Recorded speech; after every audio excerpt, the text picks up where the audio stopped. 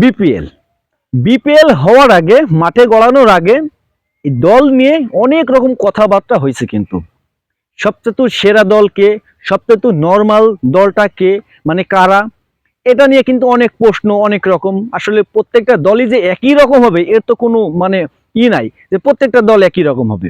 আপনি যদি দল দিকে তাকান, তো সবচেয়ে তো সেরা দল আছে আপনার বরিশাল। এই দলটা সবচেয়ে তো সেরা। তারপরে যে যে দলটা আসবে, নাম আসবে, সেটা কিন্তু রংপুর, ঢাকা। মানে প্রত্যেকটা দলই কিন্তু ভালো, কিন্তু সবচাইতে যে দল, নর্মাল দলটা গ্রহণযোগ্য হয়েছে, সেটা কিন্তু রাজশাহী। এই রাজশাহী সবচেয়ে তো নর্মাল একটা দল। বাংলাদেশ মিডিয়া বলেন, প্রত্যেকেই যে ওর দলের যে প্লেয়ার গুলো আছে অন্য রকম, মানে উন্নত মানের প্লেয়ার আসলে না।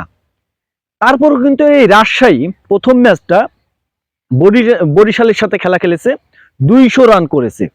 200 রান করেও কিন্তু জিততে পারেনি, দুঃখের বিষয়। 200 রান করেও জিততে পারেনি। ওই ম্যাচে যদি মাহমুদুল্লাহ রিয়াদ বা আরও আছে শাহিন আফ্রিদি, মানে এই কিছু প্লেয়ার যদি না ভালো না খেলতো, কিন্তু ওই ম্যাচটা ঠিকই কিন্তু আছে আপনার রাজশাহী জিতে জিতে নিত। কিন্তু বিষয় হচ্ছে ওইটা না, হারুক, ম্যাচ হারুক, কিন্তু এই যে আছে রাজশাহী দলটা সবচেয়ে তো নর্মাল দল হিসেবে পরিচিত হয়েছে।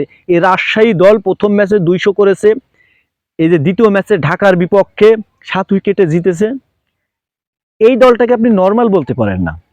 ভালো ভালো প্লেয়ার আনলেই, ভালো মাপের প্লেয়ার আনলে, দামি মানে অনেক টাকা দিয়ে ক্রিকেটার মানে প্লেয়ার কিনলেই যে সেটা ভালো দল হবে, সেটা কিন্তু না।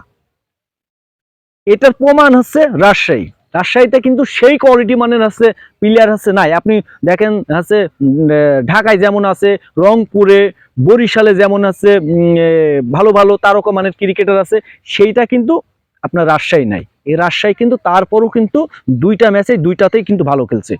আপনাকে বলতে হবে, দুইটা ম্যাচে দুইটাতেই ভালো খেলছে। প্রথম ম্যাচে 200 রান করে হেরে যাওয়াটা ওইটা কপাল। দ্বিতীয় ম্যাচে ঢাকার বিপক্ষে 7 উইকেটে জয়, এটা অবশ্যই আপনাকে বলতে হবে ঢাকার চাইতো ভালো খেলেছে, অনেক ভালো খেলেছে। তো কোনো দলকে নর্মাল পরিচয়টা আসলে দেওয়া যাবে না, নর্মাল বলা যাবে না। কখন কোন খেলোয়াড় ভালো খেলবে এইটা কিন্তু আবার বলাও যাবে না। মানে প্রত্যেকটা দলই কিন্তু ভালো ভালো প্লেয়ার কিনেছে। রাজশাহী কিন্তু ওই কোয়ালিটি মানের প্লেয়ার কিনতে পারেনি। কিন্তু রাজশাহীর যে ম্যানেজার, উনি কিন্তু আশ্বাস দিছিলেন যে আমার দলটাও ভালো খেলবে। ঠিকই, কিন্তু সবচেয়ে তো আমি মনে করি যে হচ্ছে ভালোই খেলছে। আসলে 2-1-এর ভিতরে আছে রাজশাহী দল। তো রাজশাহী দল আরো ভালো খেলবে। তাদের ভিতরে যে মানে এটা ক্ষুধা আছে দেখছি, বিজয় বা অনেকেই আছে, তারা আসলে খুব সুন্দরভাবে খেলাটা ব্যাট করছে, বল করছে। তো দেখা যাক সামনের ম্যাচগুলোতে, আমার মনে হয় রাজশাহী এবার একটা কিছু একটা করে দেখাবে, অবশ্যই দেখাবে। তাদের দুইটা ম্যাচ খেলা দেখে অবশ্যই ভালো লেগেছে, যে তাদের খেলার ধরনটা আসলে অন্যরকম। অবশ্যই রাজশাহী কিছু একটা করে দেখাবে এবার।